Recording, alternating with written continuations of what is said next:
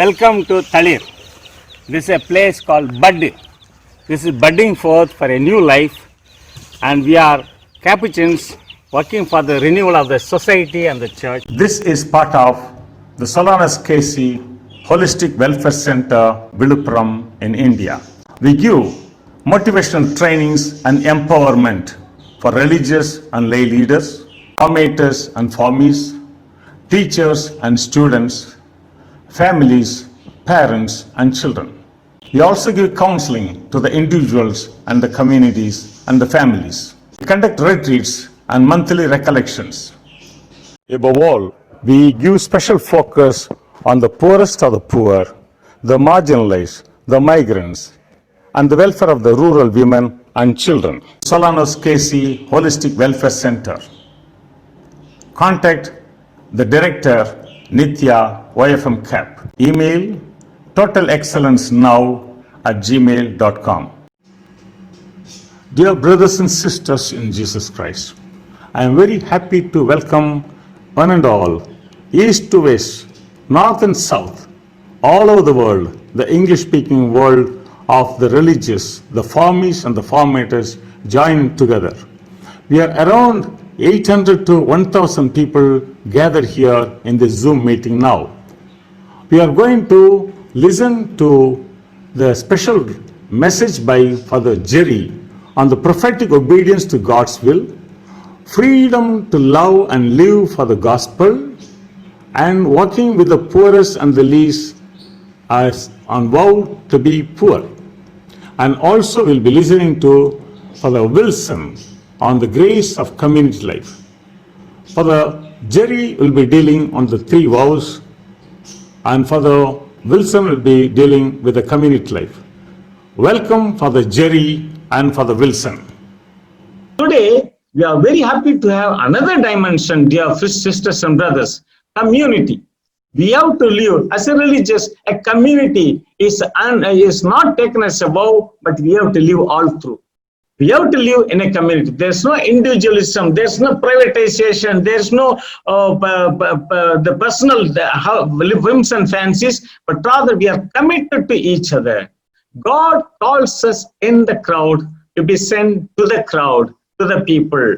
Therefore, we'll be discussing today the whole time about the community life, the grace of community life. The problem, Saint Basil the Great says, the problematic brother, a member in our community, whether sister or brother, the problematic person is a grace in my life. Grace to the community. Why? Because these are the people who are promoting us to do sacrifice, to challenge your life, to change your life, and to reach God, to believe in God. Therefore, sufferings, challenges, difficulty to deal with other people is part and parcel of life. We are not going to have a perfect community, never in our life in the world, but you can always strive after that. So we are happy to have Reverend Brother, it's a priest brother we call it. So it's a Capuchin, my brother, Capuchin. He's a Franciscan Capuchin from Tamil Nadu, South India. He's the director of Anugraha Institute of Counseling. Is well known in India, all over the country, because of his psychotherapy, and he's a therapist, he's a counselor, he's a very committed person, very convinced person. He lives in a community as a very genuine person. I'm very proud of my brother Wilson. And he is the director of the Institute of Counseling and Psychotherapy and Research. He has been practicing professional counseling and teaching psychotherapy for 25 years. Today, maybe we are celebrating the jubilee year of his psychotherapy counseling life. He has a graduate degree from the University of Toronto, Canada in pastoral counseling, and he holds a PhD in psychology. He has been the rector of Capuchin Major Seminary, Kotagiri, so he's a very good formator also. He has got the experience of being a formator, and he has been a member of the provincial council. He was my counselor, provincial counselor, big man, yes. And also was in the formation council. He holds seminars and retreats both in India and abroad on a wide range of topics. It's a marvelous gift today we are having. Let's welcome Father Wilson. Father Wilson, Brother Wilson, the floor is yours. Welcome. Hello, everybody. Praise the Lord.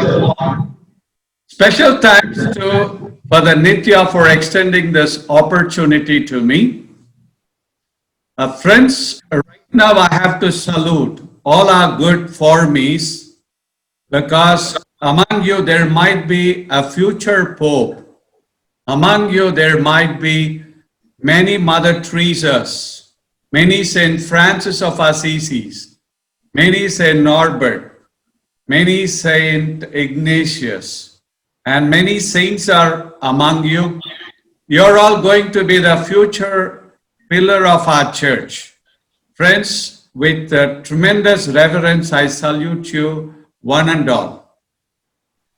I'm so glad to address you all, because you are going to be the prophets of this entire world later, taking this world toward kingdom and its values.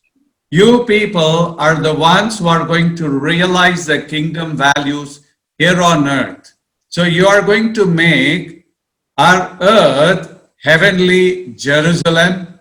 So reverence to you, special salutation. Thank you, friends, that I'm able to address you all. Thank you for your extending ears. Shall I begin with a little story?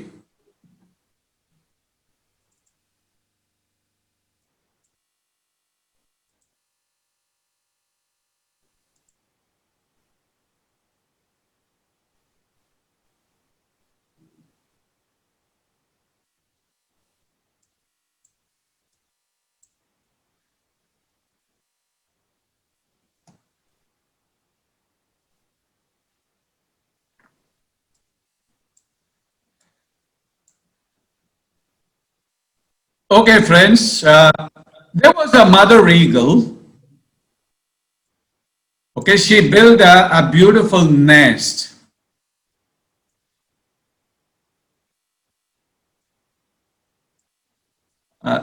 Friends, in the Bible, how God trains his people, his prophets. God says, you know, I train you the way an eagle trains her little ones. So let's see how an eagle really trains the little ones. So let me put it in a story form. A mother eagle, she built her nest, laid eggs, and she hatched over little ones, and then she brought forth baby eagles. She was a good mother, taking care of them so much. Okay, and the little ones, they were so happy with their mom. Okay, one morning, mom looked at the children, the little baby eagles, the eaglets, and she asked, so girls and guys, how is it going? They said, Ma, you are a wonderful mom. You are taking care of us. You are feeding us on time. And when it is cold, you keep us under your wings, you really comfort us. Mom, you are an excellent mom. Thank you very much. They kissed her and all that. But there was one little bird, Helen, you know, a little baby eagle. She was not looking at mom. She seemed to be very intent, thinking about something. Mom asked this little child, she said, honey, Helen, what's the matter with you? You seem to be thinking about something. She said, yes, Ma, I am deeply thinking about something. What's that you're thinking of? The little one said, Ma, yesterday in our nest, we had 1 meter running race. You know, a little running race inside the nest. And she said, Ma, I came second yesterday. Mom said, really? Oh, well done, keep it up. But she said, Ma, tomorrow we are going to have the finals. Mom, I want to grab gold medal. Mom said, okay, honey, you keep practicing, you might get gold. The little one said, Ma, I figured out something else. What? Ma, yesterday while I was running, there was something on my back. It was so heavy, I couldn't carry it. It was really a big burden. And while I was running, it was just flapping. Okay, Mom, I couldn't run that fast. Mom, now I realize what's really stopping me from running. Mom, I have a little suggestion. She said, what? Why don't you take scissors and clip them off, cut them off, so that, I will have less weight, less burden, and I can run faster. I can come first. Mom, please do this favor for me. Mom said, honey, sorry, that burden is actually your wings. You may not understand its meaning right now, okay? But a time will come when you will understand its meaning. But honey, keep carrying it, okay? A time will come when you grow up a little more. I'm going to give you training and then you will understand its meaning. The little one said, Mom, when training? He said, honey, you have to grow up a little more, okay? So the little one, Helen, was growing up. One fine morning, Mom said, honey, come on, hop onto my back. I'm going to give you training. The little one got so excited. She sat on Mom's back and Mom started soaring higher and higher. At some point, you know what Mom did? Mom tilted her body and let this bird fall. Okay? The little one was falling and she was shocked. She had the shock of her life. She just realized that she was just falling. She was going down and down and down. When she looked down, she saw she was heading toward a big rock. She closed her eyes and shouted and screamed and said, Ma, please save me. And she closed her eyes. You know what Mom did? Zoom, she went down. And before the little girl could land, Mom went under the bird and supported her. And Mom started soaring higher. The little one said, Ma, what in the hell are you doing? Am I not your loving daughter? Why would you do this to me? You were so good until yesterday. Mom, I guess it all happened by accident. Okay? Don't ever repeat this. Okay? Give me proper training. Mom was quiet. She went even higher and tilted her body once more and let this girl fall. The second time, the little one was not only shocked, she was just scandalized. And she thought this mom is a really, really bad mom. Okay? And once again, she closed her eyes and screamed and said, Ma, please save me. Now, before she could go hit the ground, Mom, zoom, she went down and she supported the little girl on her back. And Mom started soaring even higher. The little one said, Ma, you're really bad, you're mean. I don't want this this kind of training, okay? It's really, really risky. Take me back to the nest and stop all this training and all that. Okay, Mom was quiet. She went even higher and did the same. Okay, but third time, the little Helen instinctually started flapping her wings. When she flapped her wings, she realized she was falling, but a little slower. She said, okay, now I got the point. Okay. And before she hit the ground, Mom supported her. Mom kept on going higher and higher and she dropped the little girl. By the time Mom reached 20,000 feet above the ground, the little bird was able to fly. She developed wings on either side, like 8 feet on right side, 8 feet on left side. And she developed the strength and ability to fly. And then she said, Ma, thank you so much. You are my loving mother. Thank you for your training. Now I can be a free bird. Saying this, she started taking wings and off she flew, thanking her mom. She became a full-fledged bird. Friends, our training in the seminary, in the convent, in the religious congregation and orders is something similar to this eagle training. Okay, friends? Now, eagle gives the special training. That's why eagle becomes the king of the birds. Okay, friends? That's why eagles live around 70 years. Most of you know about it. Eagles are so strong, they can even lift a goat. They are so strong and sturdy. Okay, friends? Eagles are so well trained that they can even go above the clouds. We all know when there is a storm, all other birds are looking for shelter. the eagles can go above the clouds and be happy there without any disturbance. Okay, friends, same way. Okay, when all other birds, when they keep on flying, they flap their wings. Okay, and whereas eagles, when they go aloft, they can just spread their wings. They use the energy from the air and keep on having their wings spread for many minutes and without even flapping them, without spending energy. That's why an eagle can be uplifted even for 10 hours non-stop, whereas all birds cannot fly more than 2 hours. Okay, friends? So, my dear future pillars of our mother church, future pillar of our society, would you like to be like eagles or would you like to be like broiler chicken?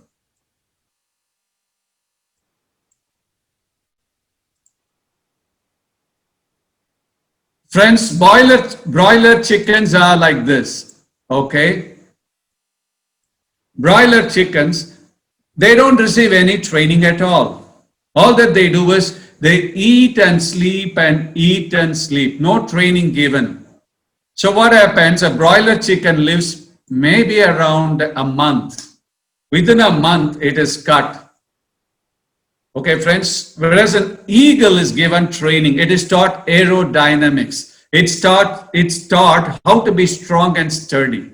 Okay, friends, so would you like to be like an eagle? So God says, I want to train you like an eagle who would train the little ones. Okay, so friends, hope you're all little eaglets getting trained, and all the best in your training process. Friends, I have to apologize. I'm a little sorry. There was a little communication gap, I think. Actually, I prepared something on eagle training. Okay. Even though I love to deal with community life, but somehow I was given the understanding that I have to deal with calling. I'm sorry about this, but this will be very useful for you. So let's see what kind of an instrument God calls. Friends, a little illustration. Supposing right now you want to take down notes. On your table, you have a few pens and pencils and a notebook. Okay, before you start writing, what you might do, you might take these pens one by one or pencils and scribble them and see which is the best. And then you would start using that pen for writing, right? Supposing if Jesus were to write an article and there are few pens on the table, he starts scribbling them. There are pens that write well. There are pens that don't write well. What kind of a pen would Jesus choose? Okay. Friends, some of us might feel, well, Jesus might use the best ones. Some of us will say, well, Jesus may not take the good ones. Let's see what kind of instrument God chooses in the Bible. Okay. When God called prophets and every instrument, look at them. When God called Moses, Moses was a stammerer, stutterer. Okay. Imagine how Moses would have responded to God. When God called him, he would have said, God, I'm a stammerer. I cannot speak properly. Why don't you call my brother Aaron? That's how he would have spoken, right? Friends, anybody who stammers is full of anxiety, terrible fear. So Moses, he was shivering and shuddering to his pants, okay? And he felt he wasn't up to the mark. See, what God does is, God is a little funny in the sense, all the time he chooses a misfit. Imagine, God called somebody not to address a pharaoh, a big dictator, okay? to address Pharaoh, he called us a stammerer. That's how God behaves. Okay. Then, for accomplishing something great, God called it Jeremiah. Jeremiah said, God, me? Oh, no, no, no. You made the wrong choice. I'm not cut out to be a prophet. I'm a little boy. Well, there are better people, not me, not I. Okay. But God called him and said, hey boy, I know you better than you know yourself. I called you before you were formed in your mother's womb. Okay. And he said, don't worry. I'm going before you. I'll hold you by hand. I will lead you from grace to grace. Don't worry. And Jeremiah responded, Isaiah. When Isaiah was called, he said, oh God, me, oh, no, no, no, no. I'm a big sinner. I'm a man with unclean lips, because I speak all sorts of balonies. I gossip my mouth is not good at all. How can I use this mouth to utter your holy words? Oh God, no way. Why don't you look for somebody better? So God chooses a foul-mouthed Isaiah, and then he sends his holy words. But before that, he trains him. Same way, Amos. When Amos is called, Amos said, oh God, you are sending me to kings and ministers? Oh, no. That's an absolute rut. Okay. I'm an unlettered man. I never went to a convent school or a Catholic institution for studies. Oh God, no, not me. I'm just a sheep tender. I know nothing other than sheep tending and the little sycamore tree. But God chose a little sheep tender to send good news to the kings and ministers. When God called Noah, he was an alcoholic person. He was a drunkard. Now and then he was drunk. Abraham was too old. He was like 99 years old, retired from life. Isaac was a dreamer. Okay. Friends, he was a man after recreation. Even the name Isaac means the one who keeps on laughing. Maybe he was not a serious guy. God called him. Jacob was a liar. Even the word Jacob means the one who deceives. Okay. And God calls even a deceiver in order to spread his good news. Or Joseph, he was thoroughly abused when he was small by his own brothers. You can see here how they abused him thoroughly, beat him up and threw him into a well to die. So many of us had gone through similar abuses in their childhood, right? You are the right candidate. Gideon was a man who was really frightened. He was a timid guy and God called him. Samson was a womanizer. He was not, morally strong. He was morally a weak person. Elijah was a depressed person. He was suicidal. When things didn't go his way, he wanted to even commit suicide.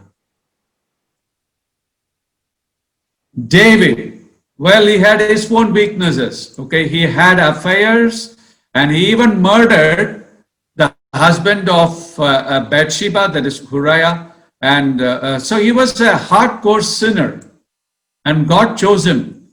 Not only that, God said he's a man after my heart. Jonah was a disobedient man. When God sent him to Nineveh, he actually went to the opposite direction. So he was defiant and disobedient, and still God liked him and used him as an instrument. Naomi was a widow. Rahab, or some say Rahab, was a prostitute, condemned by people. Job, he was a businessman, invested his money on stock market. He lost everything in the stock market. And he was on the red side, completely bankrupt. And still, he was a man after God's heart. Peter even denied Jesus till Jesus made him the leader of a mother church. His disciples fell asleep when Jesus asked him to pray. Martha, she worried about everything. Samaritan woman, she was divorced many times. Zacchaeus, he was a short little guy having tremendous inferiority complex. Paul was a fanatic.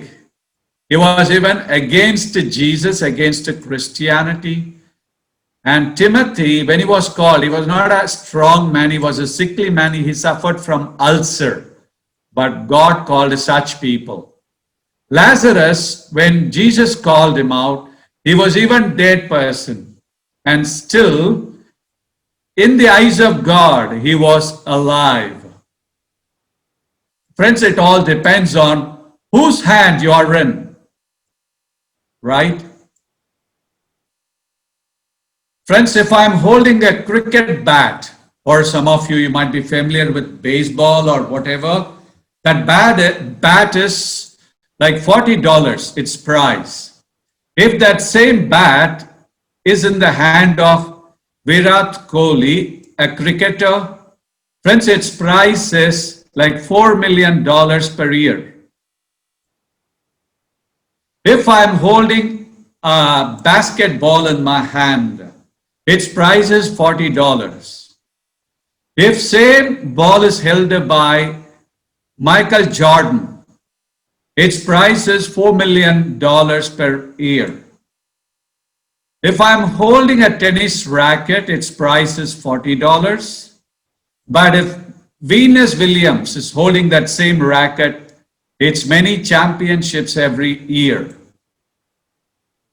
If I'm holding a stick, a staff, it's only a staff. If that staff is in the hand of Moses, it has the power to even divide the Red Sea into two.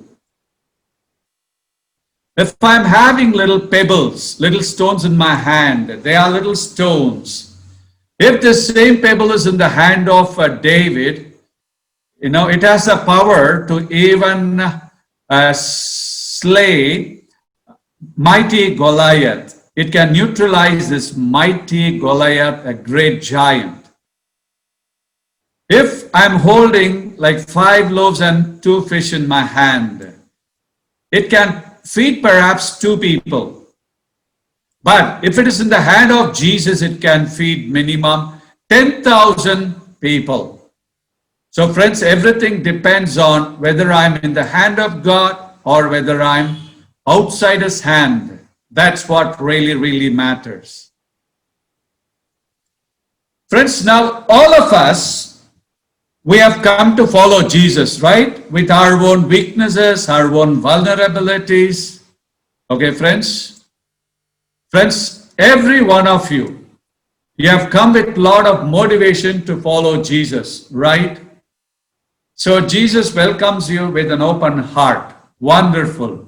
You people are great prophets, would-be prophets. We are happy about you. But friends, when God calls us, we have to be open to Jesus, right? Every prophet, they felt so vulnerable when Jesus called them. But deep inside, they had that basic openness. They responded to God. They responded to Jesus positively, and they became great prophets and apostles. Dear friends, now all that we have to do is we have to be open to Jesus. But St. Paul says we are all, in spirit, but there is flesh that is weak. Okay, within us. So friends, what is this flesh in common terms, in the recent terms? We can call it shame.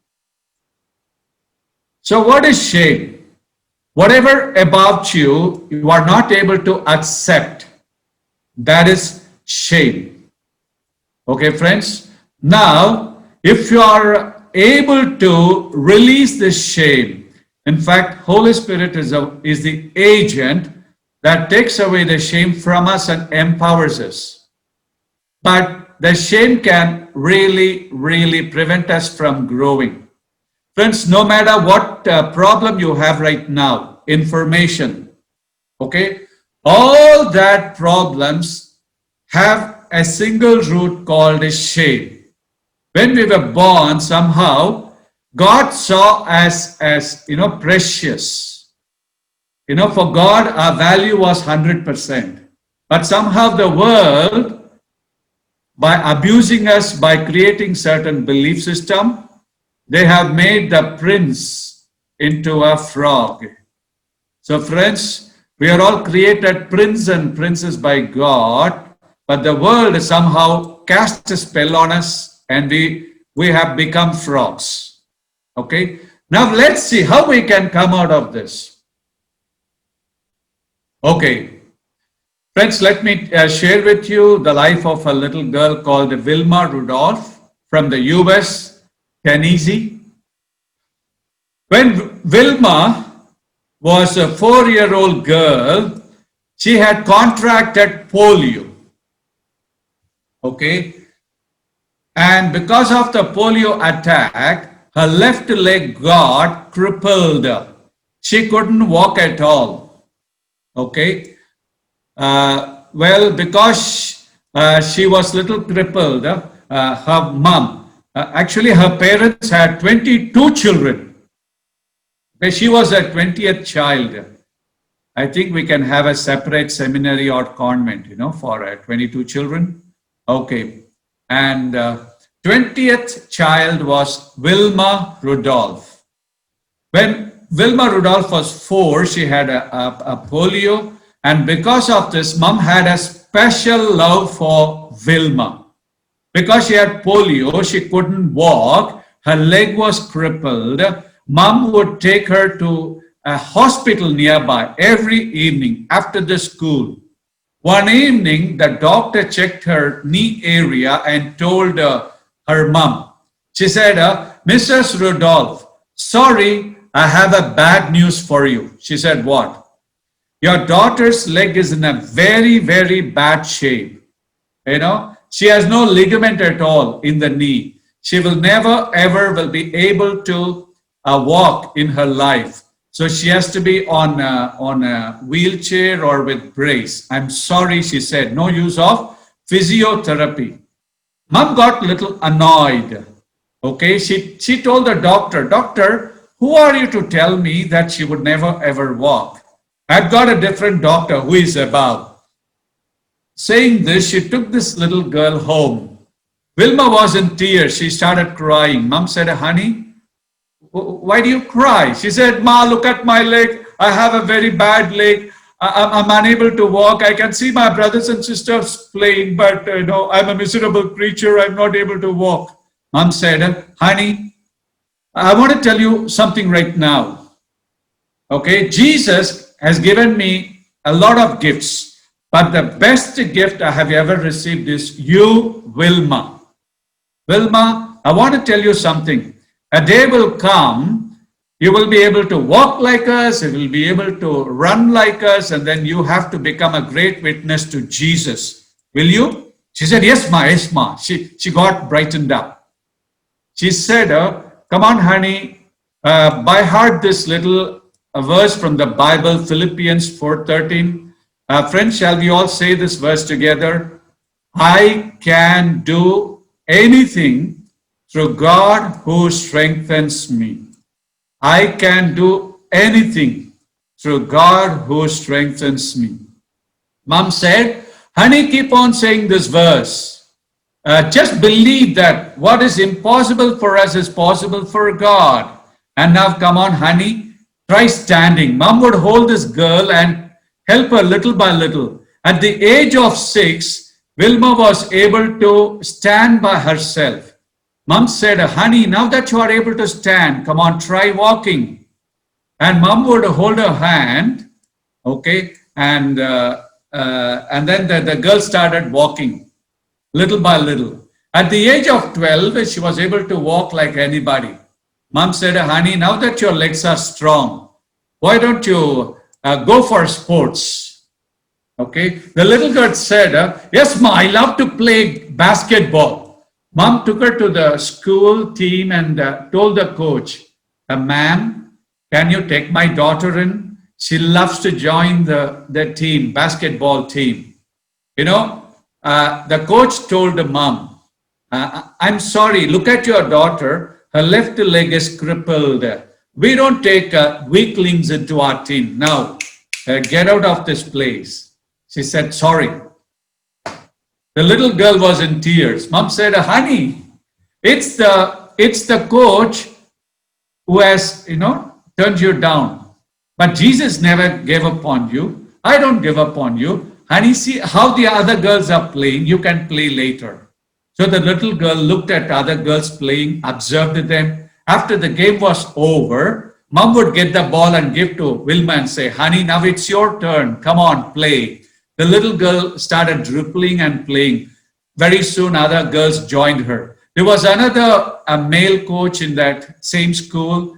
He looked at her leg and looked at the way she was playing and turned to her mom and said, Mrs. Rudolph, I'm really amazed.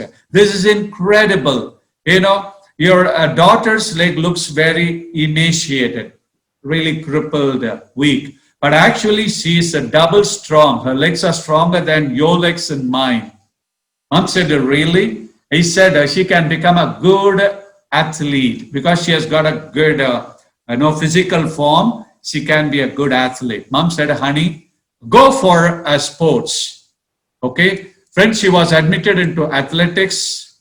And very soon, Wilma, friends, very soon Wilma became a great athlete and she joined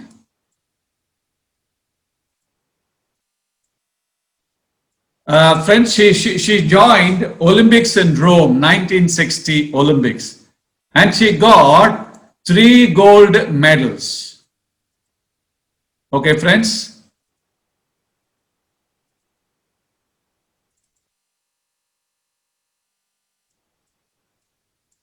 She became the fastest sprinter in the whole world.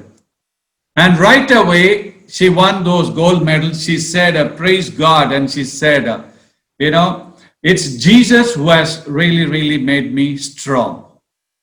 Okay, friends? Friends, no matter what weakness you have, all that you have to do is, believe that when Jesus is with me, everything is possible, and become aware of your vulnerabilities. Become aware of your weaknesses and place that weakness in the hand of Jesus, and Jesus would convert your very weakness into strength. Wilma Rudolph is a great witness, a great testimony to God's power. Friends, later on, she even became a preacher. Friends, we all know about Joan of Arc, a little girl from France, who became a great saint. She was able to win freedom for her country. At the age of 20, she won freedom for her country. She became the general of French army and she won freedom. When elders asked her, hey, you are a teenage girl, how come you were able to win freedom for our country? She said she would say one particular prayer every day. Friends, can you take down this prayer? It's a simple prayer which I pray every day. It's a prayer of Saint Joan of Arc. I will also send this PowerPoint to you. You can write them later also if you want. Friends, first, can we all read from the screen? This is a prayer of Saint Joan of Arc. Lord, I am a puny little creature. I am dust of dust. Since you are in me, I am a mighty instrument. Once again, Lord, I am a puny little creature. I am dust of dust. Since you are in me, I am a mighty instrument. What a lovely prayer. Friends, due to the lack of time, I'm going forward. You can take down this prayer later. Thank you. Friends, what is really blocking our growth is a shame. What comes in the way of our vocation is shame. Let's see how 2 people dealt with their shame. You all know about this famous Michael Jackson from the US who became a pop singer, a celebrity, a dancer. When I was your age, young teenager, I was so fond of Michael Jackson. Millions of youngsters, they were his fans. Okay, friends? But let me tell you the other side of Michael Jackson. When Michael Jackson was a little boy, okay, he had a big family. Michael Jackson's father made fun of his nose a few times. He called him umbrella nose. Okay, actually he was a handsome little guy, but his dad made fun of him.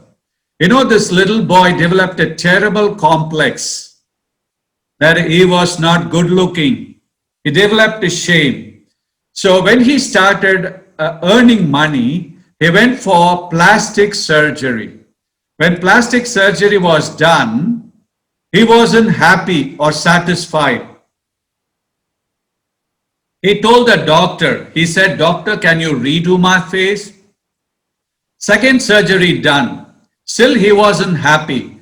Third surgery, still he wasn't happy. The doctor said, "Michael, this is too much.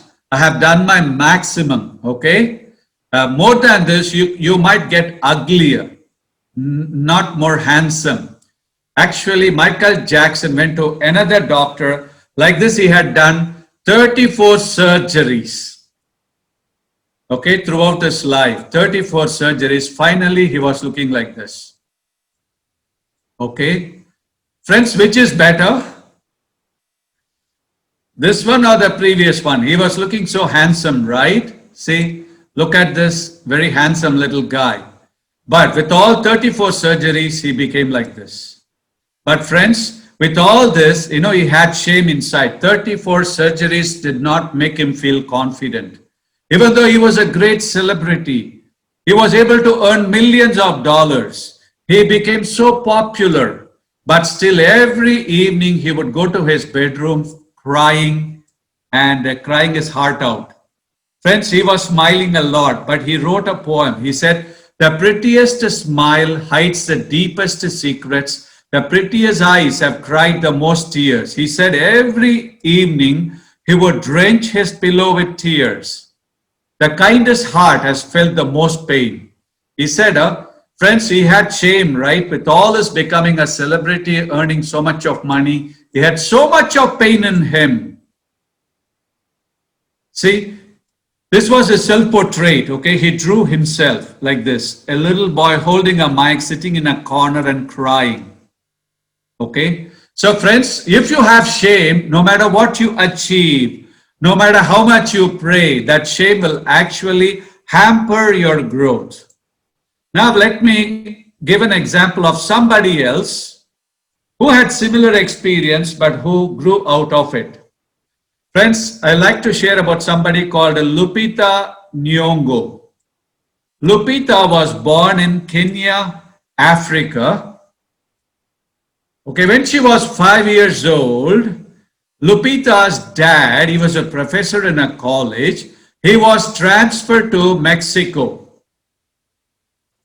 Okay, so when she was transferred to Mexico, okay, she was 5 years old. First time she went to the school. Friends, this was her face. Okay, when she entered the class, everybody started laughing at her. Why, you know? Lupita was so dark in complexion. You know what? Everybody in that classroom, they were white in complexion, color. Okay? Because Mexicans they have Spanish blood, and they were all white in complexion. Lupita was the only girl who was dark. So when she entered the classroom, all the other girls started laughing at her. Okay? And the one who laughed the most was her teacher. Teacher, looking at her, said, "Hey, you are the ugliest of all the girls in the classroom." And she said, "Lupita, one thing I can tell you for sure. When you grow up, no boy would like to get married to you. no boy, no, would ever be happy to get married to you. So this girl had a terrible complex, and the teacher was making fun of her appearance, and the other girls were making fun of her appearance. So she had terrible, terrible shame. So what she would do every day, she would do something. Being a Catholic, she was so fond of Mother Mary. She would take the picture of Mother Mary and she would say, Mother Mary, look at you. You are so beautiful and you are so fair in complexion. And I'm so dark. Mother Mary, I'm angry with you. I'm angry with Jesus. Why did Jesus make me this way? When you are looking so beautiful, why should I be like this dark and ugly? And she said, Mother Mary, I'm going to do something. I'll go to the pharmacy. I'll get some whitening lotion. I'll apply it on my face at night. Every morning when I wake up, you have to make my skin little fairer, little whiter. Mom, Mother Mary, please will make a deal. Please do this favor. And every night she would apply this lotion, and go to bed. When she woke up in the morning, washed her face and looked into the mirror, she was looking the same. No improvement at all. She tried for 3 months and then she really got devastated and she gave up. She continued to be angry with Jesus. Now later, while she was doing her college studies in communication, her dad put her in a university in California, US. Okay. While she was studying there, she also had terrible inferiority feeling. Okay.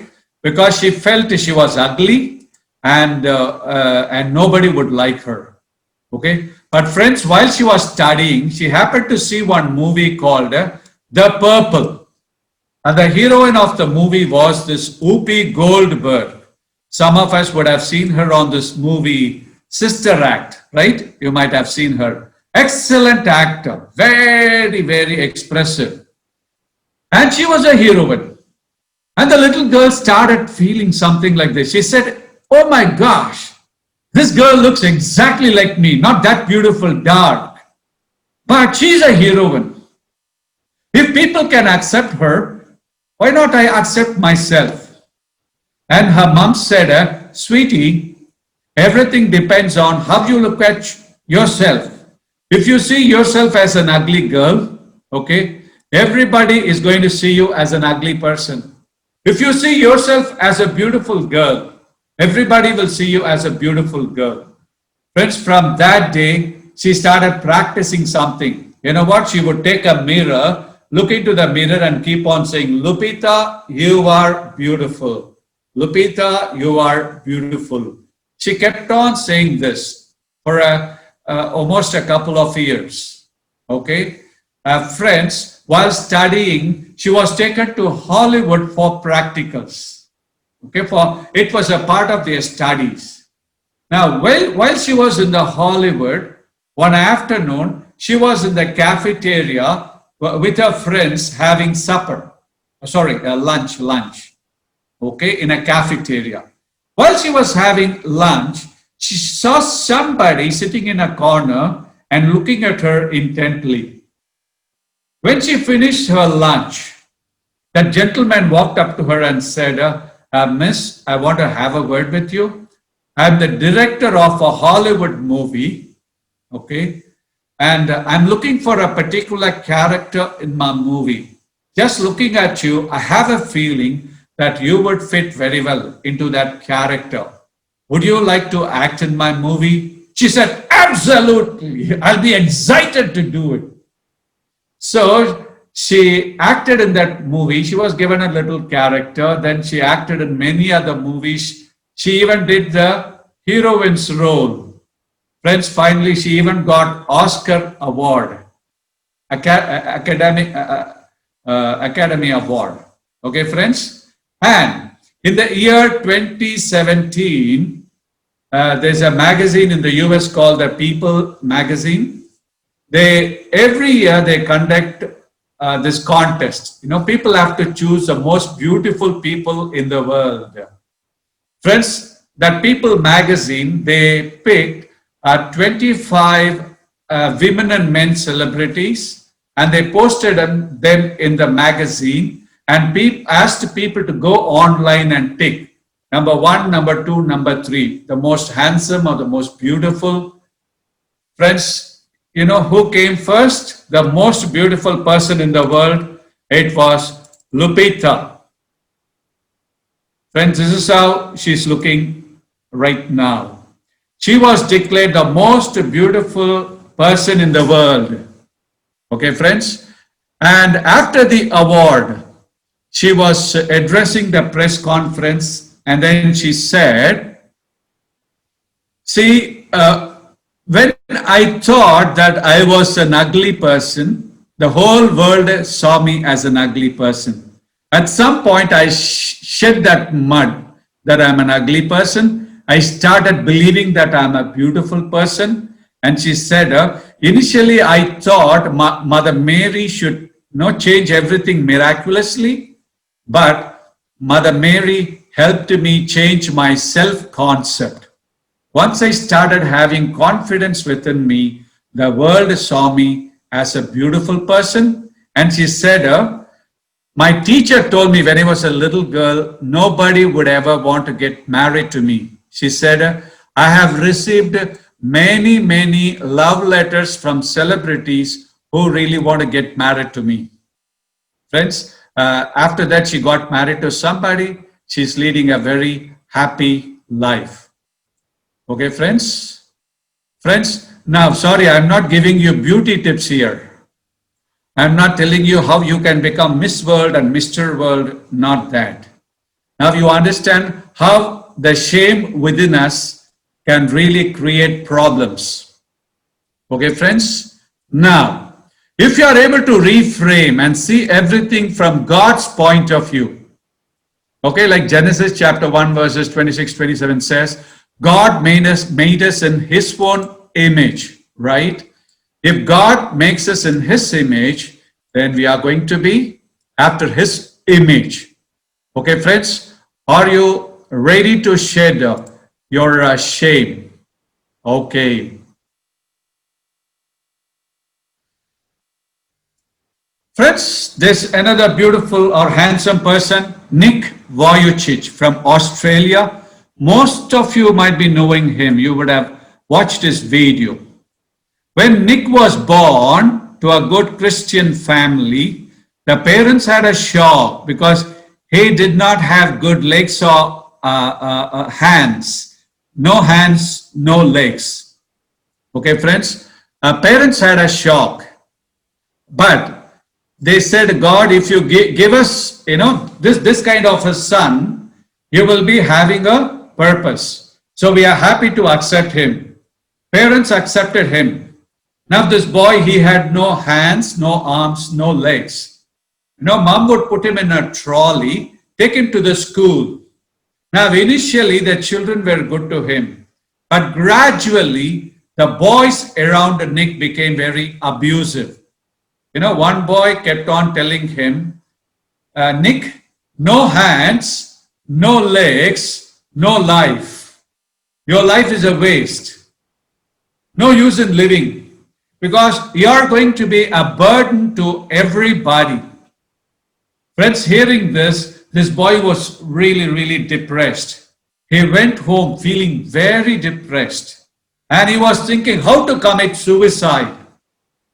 So when Dad entered that evening, he looked at him and said, hey, Nick, you are looking a little gloomy. What happened? He said, Dad, I'm so upset with Jesus. I'm upset with you guys and with everybody around me. Dad said, what happened? How come you're angry? He said, Dad, look at Jesus. He created you guys with good arms and legs. And here I'm a miserable creature. I have no arms. I have no legs. So I have no life at all. Dad said, okay, so that's your point. Okay. And he said, hey, boy, come on, take the Bible.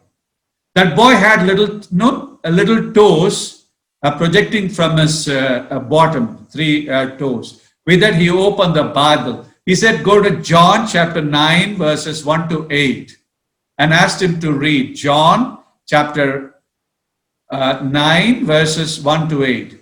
There, some people were asking Jesus, this man is born blind. Who is the cause of his blindness? Is it his own sins or the sins of his parents and foreparents? What did Jesus say? Neither his sins or sins of his foreparents that has caused it. He's born blind so that God's glory might be revealed in this person. Saying this, Jesus touched him and healed him. So Dad said, friends, listen to this carefully. Dad told him, son, if you ask Jesus, why? You will never get an answer. Why am I like this? Why did you create me like this? Why? And his dad said, never ever ask God why. God never answers why questions. Why me? Why did this happen to me? Why did I go through those abuses? Why I was battered and broken in my childhood? No answer. But his dad said, son, what you do is, instead ask, God, what prospect do you have in store for me? What prospect? That means, what gift do you have for me? Friends, when he prayed, within a week's time, he realized he had this gift of tongue. That means tongue power. He was able to communicate messages effectively. He even participated in a speech competition and he got gold medal with all that disability. Friends, then afterwards, he was able to do his bachelor's in physics. He's a graduate and now he travels all over the world preaching the good news, encouraging young people. Okay, friends, and today he has become the light of the world and salt of the earth. He's able to inspire millions of young people like you. Friends, if you have time, go to the YouTube and type this Nick Vujicic. You will have plenty of videos on him. They are so encouraging. He says how the power of Jesus, power of God can work in a person who is vulnerable and who is weak, who is really miserable. He says every weakness, if we place it in the hand of Jesus, that very weakness can become strength. He even quotes from the second book of St. Paul to the Corinthians, chapter 12, verses 7 to 10. That says, I'm so vulnerable. I'm trying to come out of my weakness, but I'm unable. But once I surrender, God says, my grace is sufficient for you. So friends, if we can believe in this and become aware of our weakness and place that weakness at the feet of Jesus, Jesus can convert all the weaknesses into strength. Friends, now realizing the power of God, Nick, he says three things. Okay. Friends, can you take down these three sayings of Nick? The first statement he makes in his preaching, most of his preaching, is everybody can be happy. Everybody can be happy. No matter who, no matter what, everybody can be happy. He says if you were abused in your childhood, still you can be happy. Okay, if you had gone through traumas and terrible time in your past, you can be happy. If you are having any kind of weakness, you can be happy. Okay, friends, he says, you know what? He has written a book recently. He has written a few books. Okay, friends, when he was a little boy, his friend told him, or his neighbor told him, Nick, no arms, no legs, no life. Now Nick has written a book. It's really amazing. The title of the book goes this way. Okay, no arms, no legs, no worries. Friends, he said he was able to accept his disability and he was able to offer it at the feet of Jesus. He said, now he has become a bundle of joy, agile and active, full of energy, all the time bubbling with happiness. Friends, if you look at him, he's a bundle of joy. So much so, people with good arms and legs, they are really jealous of him. He said, so many people, told me that they are jealous of my happiness. Okay, friends. So if I'm able to accept my life situations, I'm able to reclaim my past, and then I offer it to Jesus. Jesus offers me strength. And the second point he says is, Jesus converts every weakness into strength. So the second point he says is, any weakness can be overcome, or any weakness can be converted into strength, provided I surrender myself totally to Jesus. Okay, friends, if we are able to surrender that particular weakness and vulnerability at the feet of Jesus, I'm able to offer it, and I'm able to surrender. My very weakness can be converted into strength. Friends, Nick himself is a great witness to it. I have videos, but I have no time to show them now. So you can go online and check his videos. Friends, Nick, he doesn't have arms and legs, right? And many of you might have seen this in the video. He challenged the world and he's able to do all his works and activities by himself. Okay? All his activities. For example, he wakes up in the morning, he's able to brush his teeth, he's able to take water, he's able to even swim, he's able to go upstairs and downstairs, he moves all over. Okay, friends, he has got a little vehicle with that he's able to travel, and he even cooks, he's able to eat by himself. Okay, friends, even though his wife is taking care of him, still he has trained his body, mind in such a way, even in the absence of everybody, even if there's nobody around him, he would be able to, do every activity by himself. And he says, I'm really joyful. Now I'm proud of myself, he says. I'm happy about this situation. Third, he says, everybody can inspire others. Friends, we are all invited to become instrument in God's hand. We can inspire others later, right? So everybody can become an inspiration. He says, the more, battered and broken you are, the better you can inspire others. Okay? Friends, supposing now I have arms and legs, I go to tell people I'm happy, they would say, what a big deal. But a man who doesn't have arms and legs, he tells people, I'm happy, all my weaknesses have become my strength, and I can inspire others. People listen to him. Why? He has got a challenge, and he's able to overcome all that. So, friends, how to know we have surrendered at the feet of Jesus all our weakness? Okay, friends? Now, St. Paul, he says in 2 Corinthians 12, 7 to 10, I have surrendered myself. Friends, as we surrender ourselves more and more, then we grow in humility. That's what the church says. So on one side, we will have confidence. The other side, we will have tremendous humility. Let's see how when St. Paul grows in humility, he also grows in, as he grows in age, as he matures in age, he also becomes more humble. Friends, when St. Paul was 35 years, he wrote a letter to the Corinthians, first letter.